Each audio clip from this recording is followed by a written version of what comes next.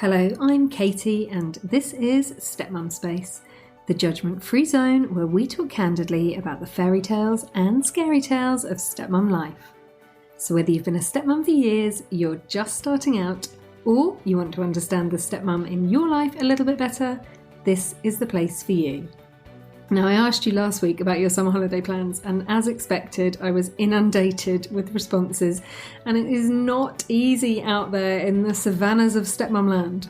Jess wrote to me to share how she finds holidays more stressful than being at home, with nowhere to escape and everyone cranky about the sun and the teens not having good Wi-Fi. Jess, sending you solidarity. Hopefully you can hotspot them from somewhere so they can just stay out of your hair. Claire told me that the drama of sorting the dates takes half the fun out of the holiday. Oh, I hear you. And Mina wrote to me to share her frustration that whilst her husband and her love trying all sorts of local delicacies when they're abroad, her stepkids are such fussy eaters that they end up in pizza and burger joints all the time. God, Mina, I totally hear you on that. It's so difficult when food is such a passion of yours, isn't it? So ladies, I feel your frustrations. Holiday season can be so hard. Don't forget the Stepmum Space forum is live at stepmumspace.com and you can connect with others in the same boat and share advice and tips or just offload in a judgment-free space. You can find the forum at stepmumspace.com. Now, my guest today is Ellie. Ellie is a stepmum to two young boys, and after a really difficult period in her stepmum journey where her mental health was at an all-time low, Ellie made some big adjustments to her mindset, which ultimately turned her situation around and, in her words, saved her family. I hope you enjoy the conversation. Welcome, Ellie. I'm really happy to have you here today. Oh, thank you for having me. How are you doing? I'm okay. It's a bit rainy, a bit drizzly outside, but apparently Sunday's going to be beautiful and sunny and 19 degrees. So, something to look forward to. I heard that, and I heard Saturday was going to be nice as well. Yeah, which is nice because after the last few weekends being a complete washout, it's just nice to have some sun to look forward to, I think. Get some washing out. All the things you do when you're older and a mum. Yeah, the glamour. So, Ellie, let's kick off with finding out a little bit more about you and your family. So I am one of these quote unquote COVID stepmoms. I met my husband in July 2020. So just after we came out of lockdown here, we met online and everything moved quite quickly, mostly due to COVID. And we got married 1 year after we met. Then I knew he had two boys right from the beginning. So they are 12 and 7 now. And I met them, I think it was November of 2020. So what's that? August, 4 months after I met their dad, which is a little bit sooner than I think we would have done in sort of real life if COVID hadn't happened. But, the situation happened. Second lockdown was upon us and we didn't know how long it was going to be. So it was move in or not see you for 6 weeks. So so I moved in. We did ask their mum because obviously it's quite quick and she was fine. So I met them then and we've had them every other weekend and just over half of school holidays since then. I noticed then you said, we asked their mum whether we could meet them. She said, yeah, so we did. Yeah, it was, again, I think like most people going into this situation, I knew I was with a man with children, but I didn't really kind of grasp what admin that would mean, like sort of what the reality of that situation would be, sort of how I didn't think to ask things like, what's the history like with her? Like, what's the relationship like? How do you organize having the children? It didn't even occur, which now sounds ridiculous, but I just kind of assumed I'd fit in and we'd all crack on and everyone would get on and we'd all be friends well, maybe not friends, but I just kind of assumed I'd just fit into their arrangements and that would be that. So he did. He ran it by her. And I think right from the beginning, he said to me, and again, I don't know, this is coming from somebody else, so it's not right from her mouth, but there was a sort of talk of, before you introduce the kids to anyone, can you just let me know? And can you make sure it's sort of somebody that you're quite serious about, which I think is absolutely fine because I want the same with kids. You want them to be sort of settled, don't you? So I didn't think anything of it. And so he ran it past her and said, look, it's a bit sooner than 6 months, but this is the situation. So she's going to be living with me. Is that okay? And the answer was yes. So we got on with it.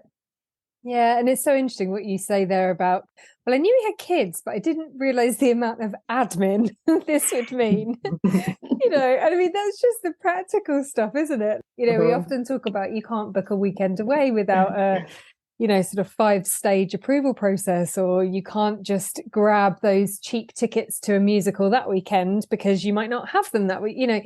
There's like so many little things. And actually, for the most part, whether you look at it from stepmom's side or bio mum's side, it's sort of understandable because you're just trying to manage double the diaries. So even if you've got a good relationship, it's complex. Of course. And it's managing, a lot of moving parts, isn't it? So of course that's going to be the case. And physical admin, I guess I was not really surprised by what came with it. It was the emotional admin, I think, that was was more the challenge. We have a very flexible arrangement with regards to us having the boys. We live about an hour and 45 from them. So if things need to change, like if something comes up, it tends to be there's no court order or anything like that. So the way it should run is that by the end of every year, we decide dates for the following year. And then if things come up, there's just a discussion. Unfortunately, it's been a bit challenging. That's probably the most challenging part that I've found, because in my view, we tend to be quite flexible, and their mum isn't quite so much. Well, she definitely wasn't at the beginning. Things have calmed a bit now, but so we tend to find that if we wanted a swap, it was just a no, or it would be done quite begrudgingly, whereas we could go out of our way to help when we can, because it obviously means we see the kids more, which is the bonus at the end of it, really. So that bit has always been a little bit imbalanced, and that's always been something I've struggled with. It's definitely better now. Like, we are in a much better place now, but this is sort of right at the beginning. So it's been quite a journey, especially mentally for me, just like adjusting, realizing actually what this all means, what this world of being a stepmom is. Why on earth are there so many support groups? Why are there all these podcasts? Why do I need this? And then it was like, oh, I do need it. Excellent. So then, yeah, it's crazy to think that you need so much information and support and just advice, and this sort of invisible group of women who are just always there to validate how you're feeling and help you through it. And it's crazy to think that just meeting somebody with kids means that you need all this help. But it's been great. It's been my little lifeline, if I'm honest. So, we often say there's always a lot of support out there for mothers, whether be biological or adoptive, but kind of the women who are the only mother full time. But less so for stepmoms. And actually, it's a harder journey, and it's more difficult to speak up about your feelings. And you, like you say, you kind of go into it not really knowing what it's going to be like, because nobody out there speaks very openly about the challenges. So, it's interesting that you say actually the practical admin was fine, but the emotional admin, love the term, by the way, little bit more challenging. Yeah, just a bit. I know that there's a lot of work to kind of erase this evil stepmom thing that is very prevalent in sort of the movies, and how stepmoms are just these horrible people that come in and steal kids' dads and all this kind of thing. And I think there's just this lovely movement going on to kind of stop that stereotype, because we're not like that. It's our only crime in this is to fall in love with a man who's already got children. And this is the other thing I've noticed, is that just generally in society at the moment, there's a lot of emphasis on women supporting women. Everyone comes together. We all have the same kind of challenges in life, whether it's in the workplace or as parents or whatever else. And I think this is the only arena where I see women tearing women down to this extent. I understand, and I always have done, the feelings that I can't obviously sympathize because I'm not a bio mum, but I can completely understand and empathize with the feelings that must come with having another woman parenting your child in any way, or spending time with another woman in the family unit that used to be hers. That must suck, and I can completely understand that. The bit I can't understand is when these grown women then basically behave like the kids and sort of stick their kids in the middle, and because the only people that get hurt doing that are the children if you involve them in the issue, because they kind of see their kids as an extension of themselves. And I'm not necessarily talking about my personal situation, I'm just talking about the stuff I've experienced as well as my personal situation. But it feels like if people could just deal with their own problems, like if there's issues from the end of the breakdown of the relationship, like if you're not dealing with it very well, whether you're a dad or a mum, go and sort that out yourselves, get yourself straight, and then be there to help the kids settle into whatever new life that they are experiencing with a step parent involved, because that's the way to put your kids first.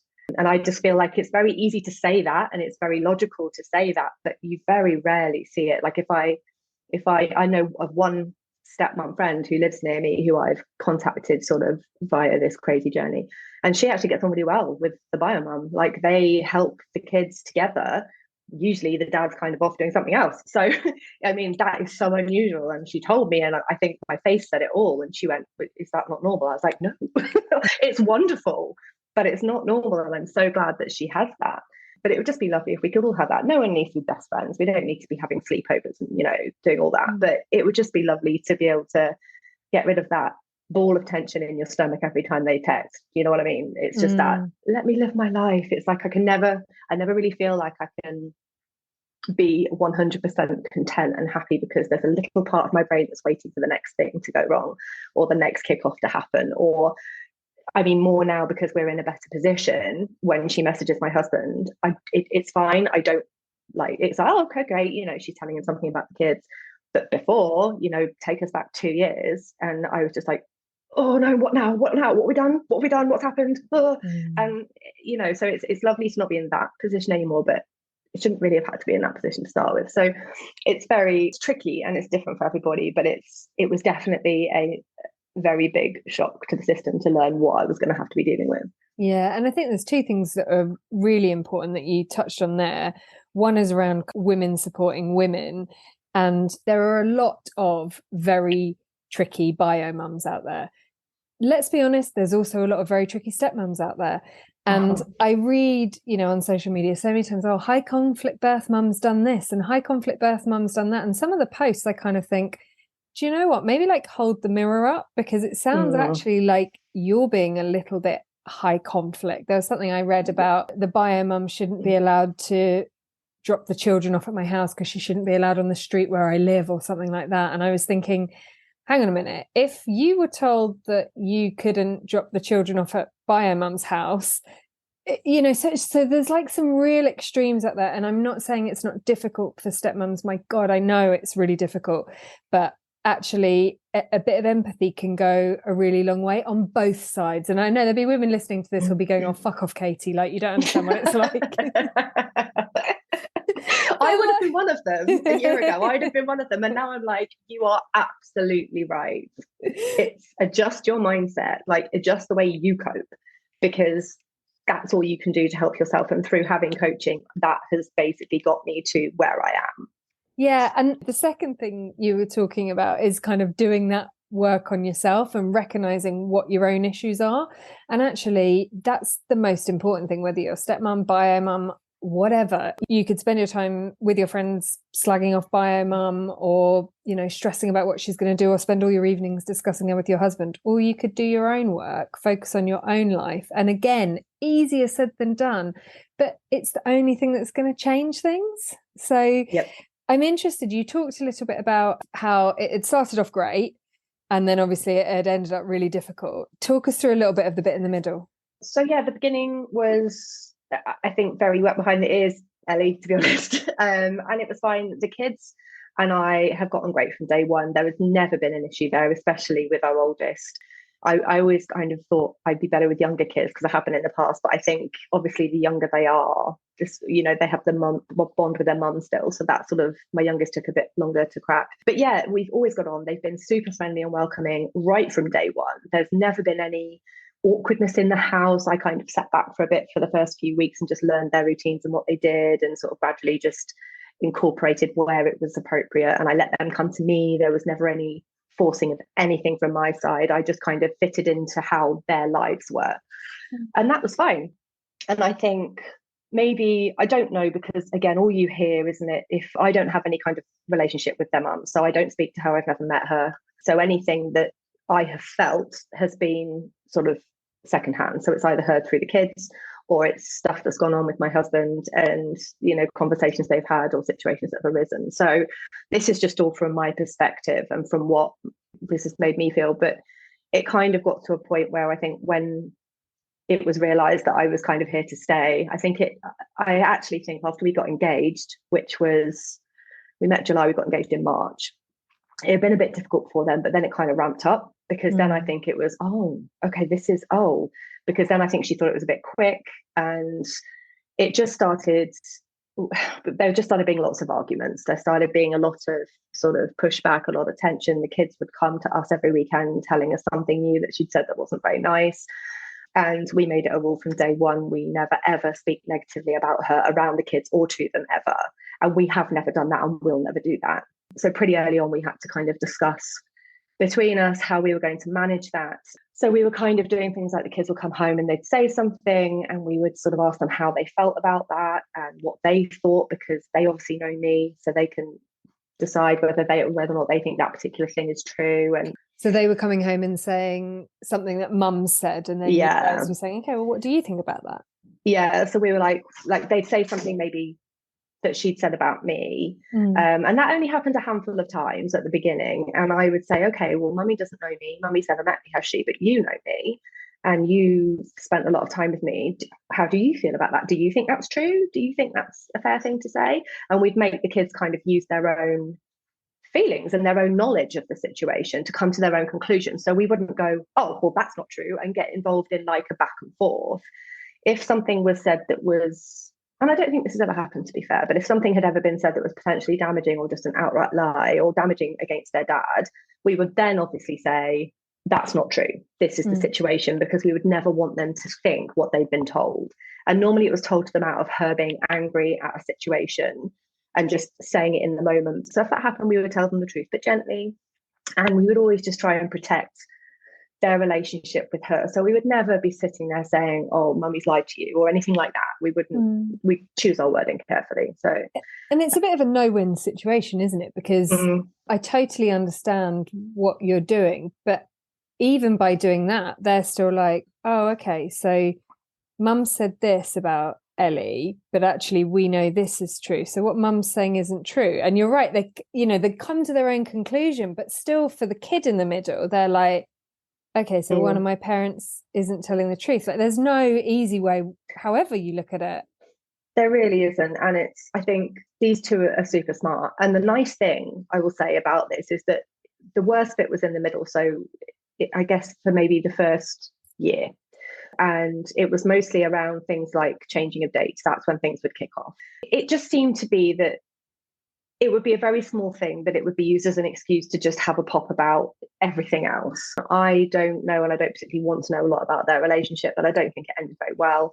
It was a mutual decision to divorce, but there were still sort of unresolved things, I think. And I think a lot of it was just done in anger. The kids can be quite challenging, and if they've been dropped off and then they kick off, because there was one time when one of them forgot something and she phoned my husband on the way home and was shouting at him to bring it back, and she was just being quite nasty when she could have just said, oh, it was the way it was delivered. So that would kind of kick off all this horrible feeling. And around changing dates, we would never get a yes if we wanted to change a date, but we were expected to do it, and we never have them enough for her. Like, every time we put over dates to have them, it's just never enough. And I don't know, but it was just so much stress around organising that kind of thing, which again is better now. But I think it only started to get better when we started to change our response and our way of managing it ourselves, and especially me, because it was horrific at one point. My mental health was absolutely through the floor at one stage.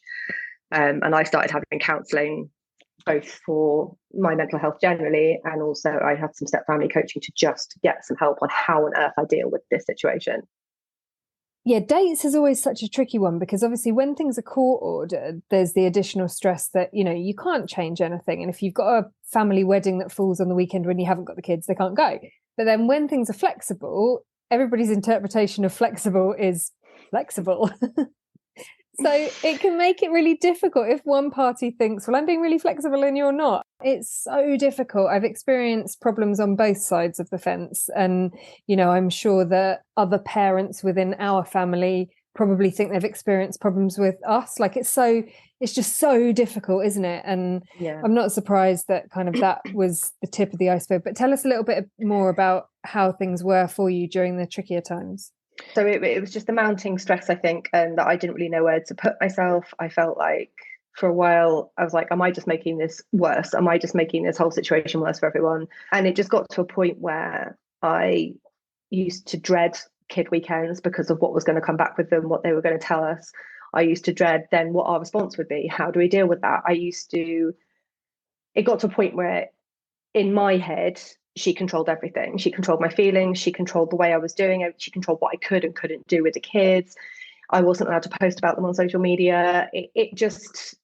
These things blew up very quickly. They blew away very quickly, but they were really, really stressful. And I don't think that anyone could have understood, even me, how that was going to impact me. And it just meant that if I'm totally honest, I just dreaded time when the kids were with us, and not because of the children at all, just because of what came with that. And I don't think that my husband really at that point knew how to deal with it either, because it was all new for him too.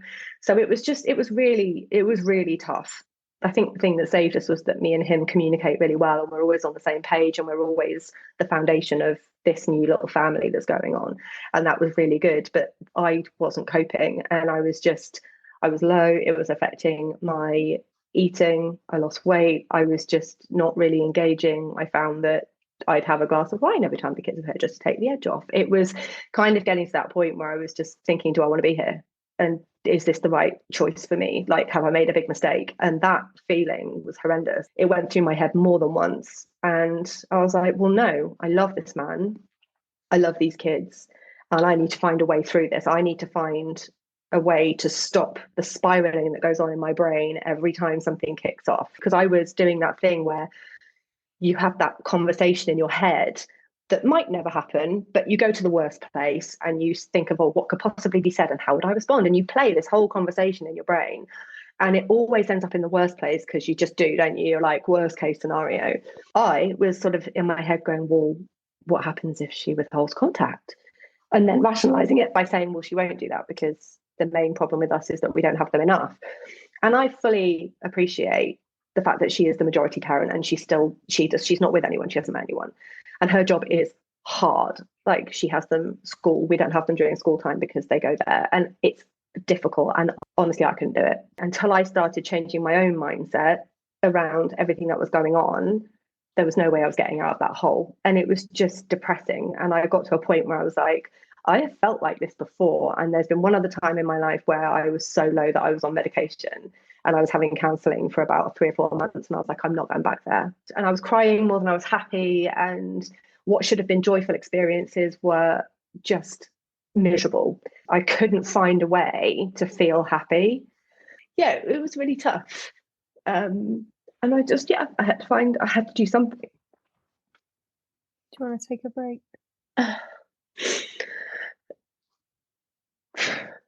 Okay, give me a sec. This is so stupid because this is all like in the past now. It's not stupid at all. It's hard to talk about, and even when you're sort of out the other side, it's still hard to talk about. Yeah, it is. Okay, we're good. We're back in the room. All the emotions are always welcome. Yeah, it's when you think you're over it, and then you're like, oh gosh, that still hits a little bit. I do that a lot. I mean, it's painful to remember how things were. You can almost, your body goes back into how it felt. Yeah, it does. It's horrible. It's a bit traumatic. Do you want to take a break? No, I'm cool.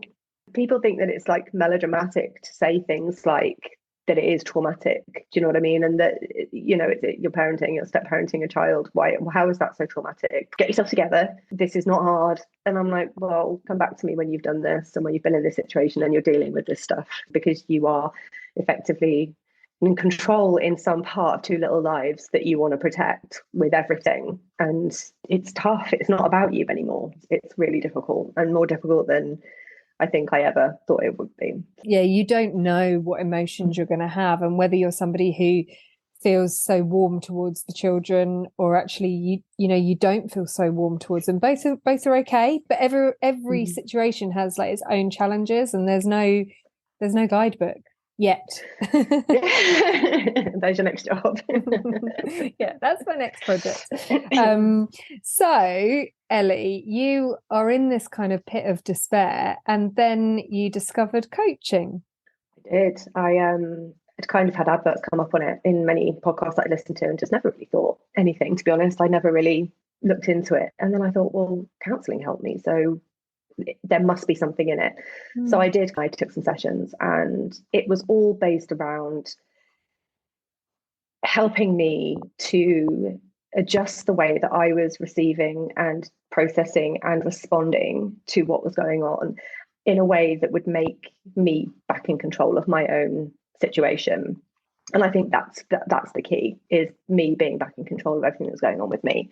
So I did that, and the first couple of sessions was definitely a get it off your chest sort of situation. It was, what do you want to get from this? You know, where do you see yourself at the end? Where do you want to be? And I'm still going. Like, I still have sessions regularly. I've been doing it for about, I guess, almost a year now, every sort of week, fortnight. It's basically about what I learned from it. One of my most valuable lessons is that all I can do is give and demonstrate the example that I want to show to the kids about who we are.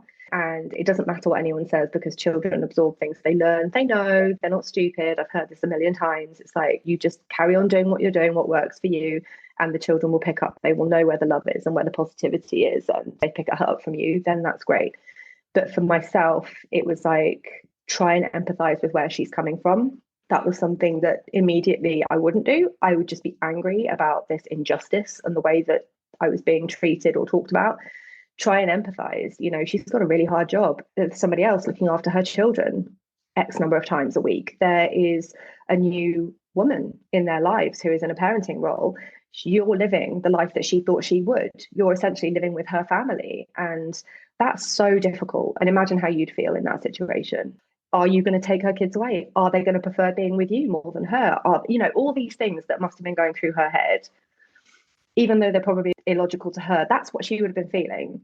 So once I started to empathize a bit with that, like if she ever kicked off, I'd be like, okay, where's that coming from? What could possibly have happened that's made her text that, say that, behave like that? And as soon as I started putting the human behind the behavior, things kind of released in my head a bit, because I was like, at the end of the day, she has no more or less legal rights over these children than my husband. And that's what he panicked about. And I said, you know what, what's the worst case scenario here? I was told, right, what is the actual worst case scenario? The worst case scenario is she could withhold contact from totally. If that happens, we go to court. Right, next, what's the next problem?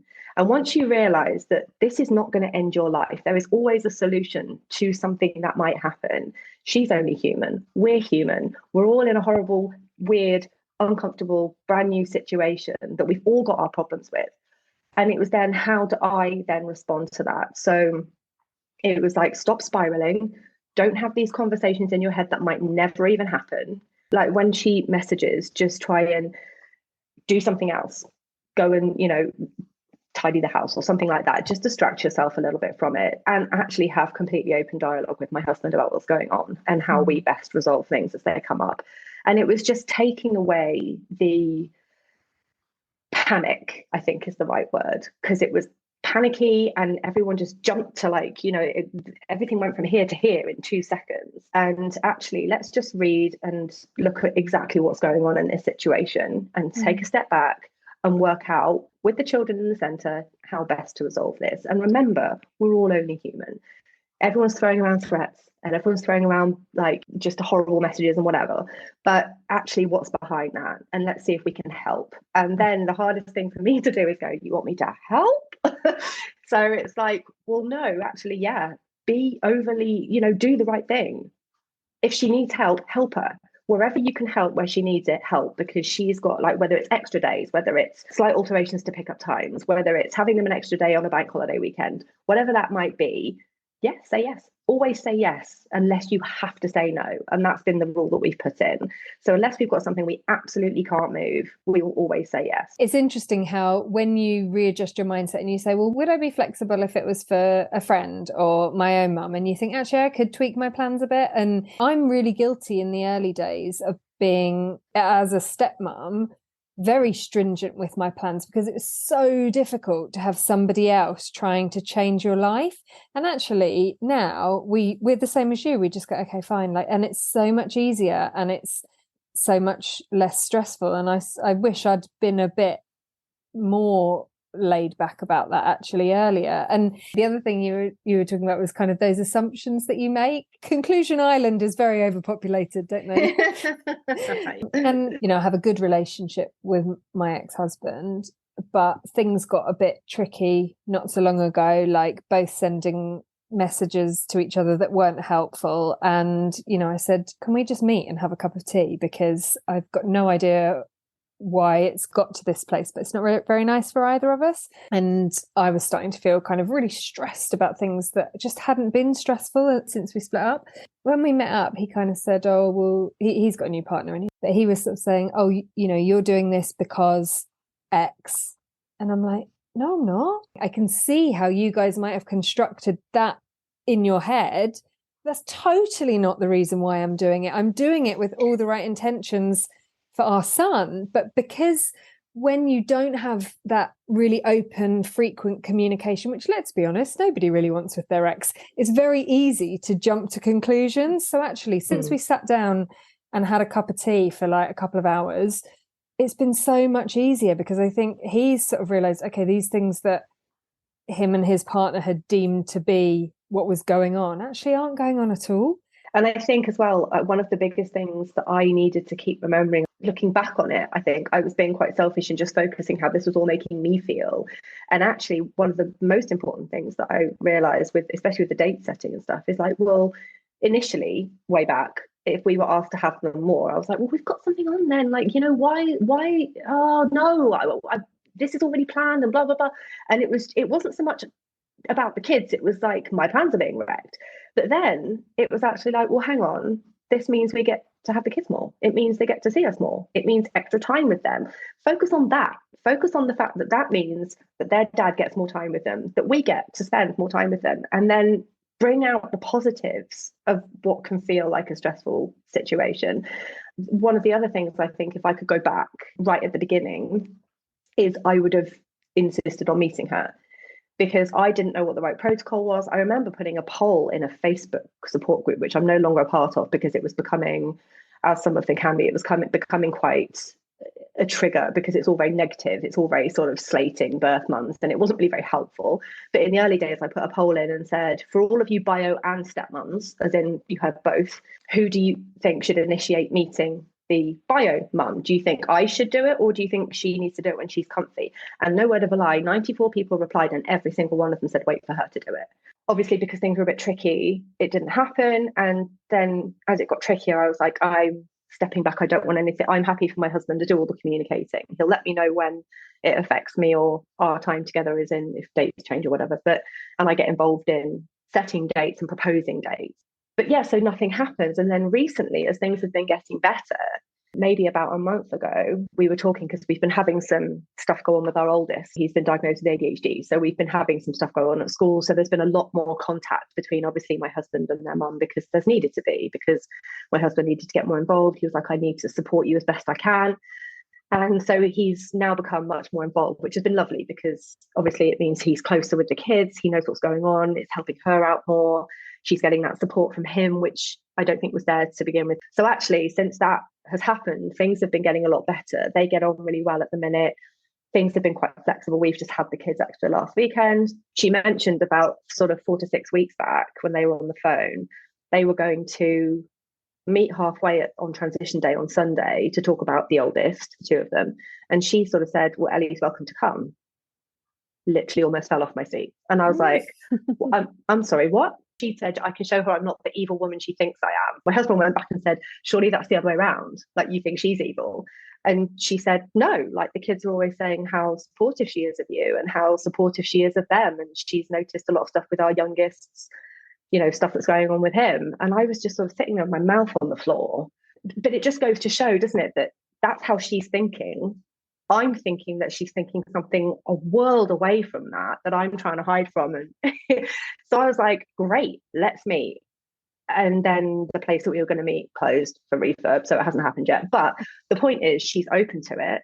It's going to happen. The kids are overexcited about the fact that we might be meeting. And I think it'll just make things easier, because once you put a face to someone and you have that in-person conversation, we're not going to be mates, it's not like that. But I think it might help us understand each other a bit more. I couldn't agree more. And I think when you have a conversation face to face with somebody, it's so different to communicating via text message. And it is interesting to think, what would happen if bio mum and stepmum actually sat down and had a really open, vulnerable conversation about how they're both feeling, because you strip everything back, and a lot of the time it's fear. So the women I work with in coaching, it will be a fear of all sorts of different things, and then obviously bio mum's got all those fears going on as well. And like you say, the empathy goes a long way. So if a bio mum has thought she's in a really happy marriage and her husband has just suddenly left her and then got with somebody else really quickly,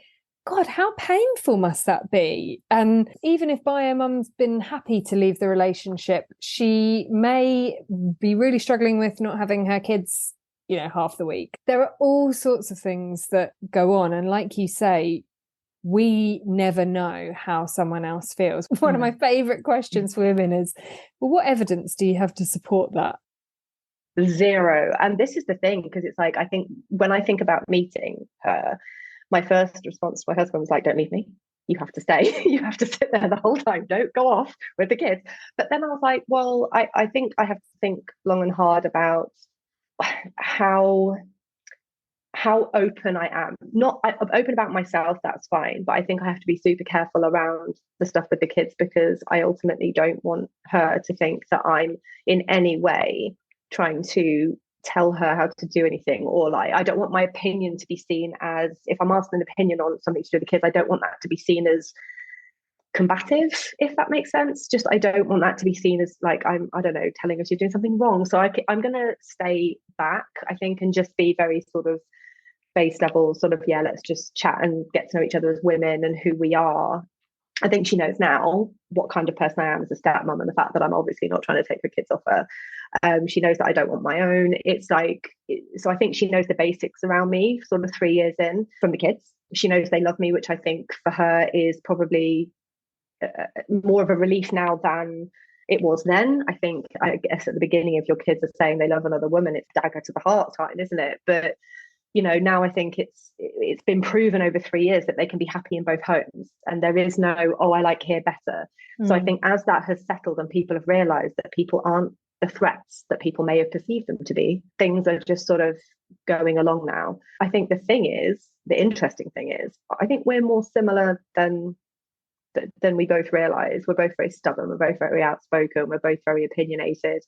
And I think that's why there's been these huge highs and lows on feelings on my side, because I think we're just quite similar people at the end of the day. So but it's just, yeah, the frustrations I think are there because there's an unknown, isn't there? There's an unknown. All you're getting is stuff through the kids, or through what you're reading from text messages or whatever. You're not actually getting it from the horse's mouth, so to speak. So it's secondhand information, and a lot of it is ignorance of the other person's situation, no knowledge of their feelings or of what they've been through. Or I've been through some pretty serious like health stuff, which has also impacted my life in certain ways. So she couldn't possibly understand that. And it's, do you know what I mean? So there's a whole lot of just unknown factors that fly around that people don't take into consideration properly. And once you realize that and you kind of put those things in a box and you kind of go, you know what, those are the things I don't need to worry about here. All I need to worry about is the kids are happy when they're here. We do what works for us in our home. Everyone loves being here. Great, move on, because we parallel parent. So there's kind of elements of co-parenting that had sort of crept in, but mostly it's what happens with her at her house is that's fine, and our house is, it's quite different. And the kids are obviously going between the two. So we find that easiest. And I think even if I meet her, or when I meet her, I'm still going to leave all of the admin to my husband. I'm still going to be like, you can deal with it all. Just let me know if I need to kind of adjust anything, because I think that's how it works for us. And I don't need to get involved. They're not my children. I love them dearly, and I will be their stepmom till I die. But they are the parents. I support him in parenting his kids.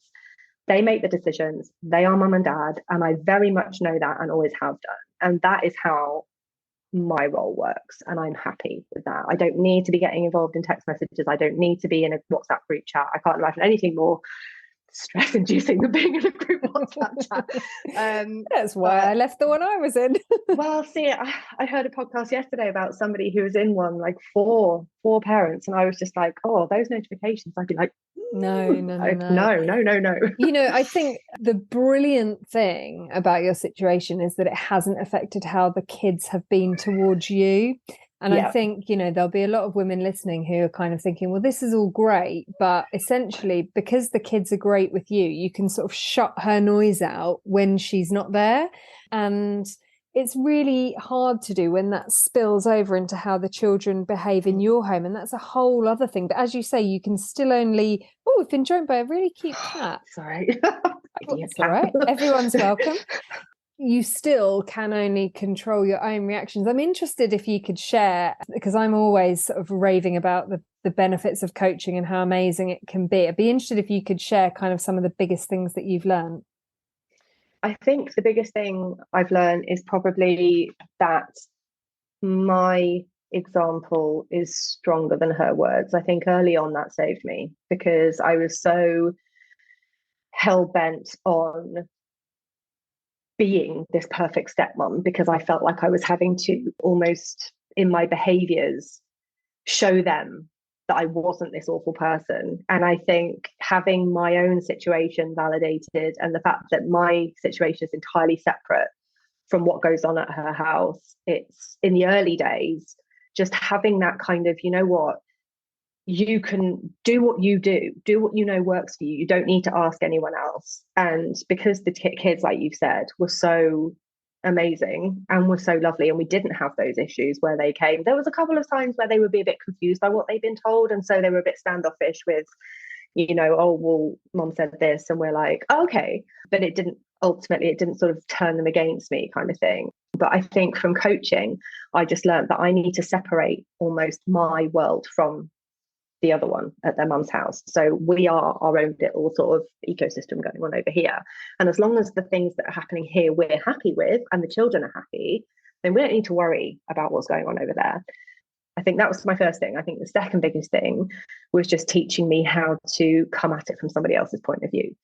Yes, you feel hard done by. Yes, you feel upset and angry, and that's okay. But hang on, how does she feel? Like, how is if you said something and that's gone back, you don't know what's going back from this side.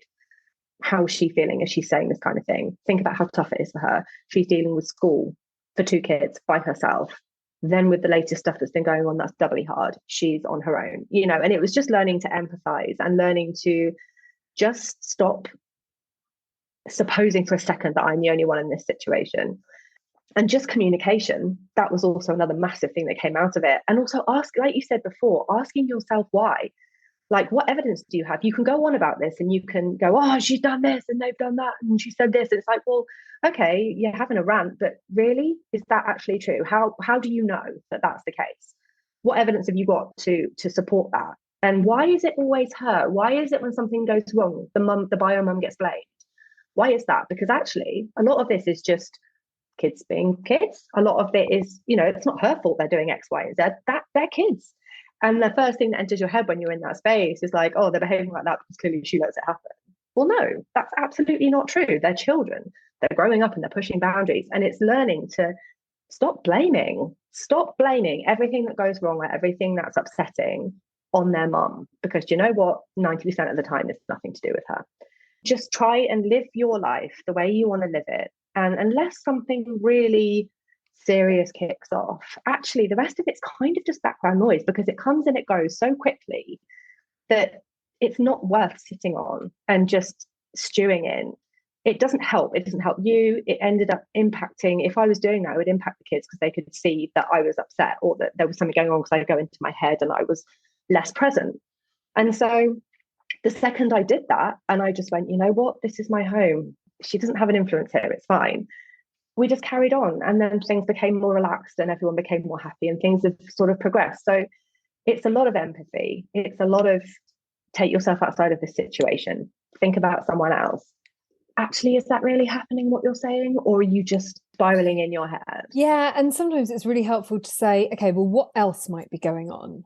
And it's that classic, take yourself out of stepmom life. If you text a friend and they don't reply for a week and you think, oh my God, I've offended them, they hate me, da, da, da. Okay, what else might be going on? They might have meant to reply to your text and they might have forgotten. Their toddler might have picked up their phone and might have deleted it. There's always a whole load of other things. But we are so good at jumping to assumptions on this. And I think, one of the other things that I love about coaching versus sort of therapy or counselling is that it is so action focused, so future focused, so forward facing, and it's practical tips and actual things you can do rather than counselling, which is obviously all about your mental sort of well-being. It's things you can put in place in your family. It's behaviors that you can actually change. It's conversations that you can have with everyone, dad, bio, mum, kids, to improve your situation.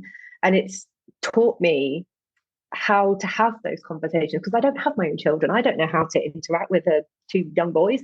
And it's taught me how to have these difficult conversations, how to get them involved, how to make people feel like they're part of a family rather than this kind of sort of at war situation, and how to do it helpfully and without affecting them in a negative way. So it's practical stuff. It's live your life and do it and take action. And this is how you can then safeguard your future and just provide that family environment and have this amazing relationship and hopefully bring their mum along for the ride as things get easier. Yeah. And, as you were talking, I was thinking she's obviously been on her own journey on the other side, and who knows what was going on in the past, but has probably come to quite a different place now. And it's that recognition, isn't it, that yes, there are extremely horrible situations, but for the most part, everyone is trying to do their best, and different people have different challenges, and it throws up all sorts of different stuff. But I love the fact that you found coaching and it's helped you so massively, because obviously, and I wish, I look back to when me and my partner got together and think like, God, why, why hadn't I trained as a coach then? Because it was actually all this stuff I went through that made me want to train myself, because I was like, well, this is valuable stuff. People should know this. Why don't they teach this at school? I said to someone the other day, when you have a biological baby, you go to NCT or the hospital classes, or you get a health visitor come around and see you. I feel like when you become a stepmom, you should get a coach come around and see you, and you should get some sessions.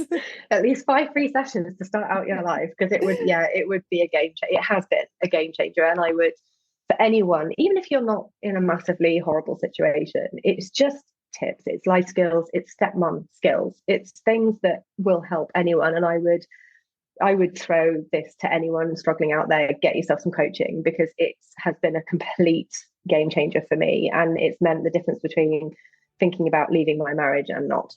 And so that for me is where you start, where you end. It's meant that my family has stayed together. I can't recommend it enough. Get butterflies when I hear you say that.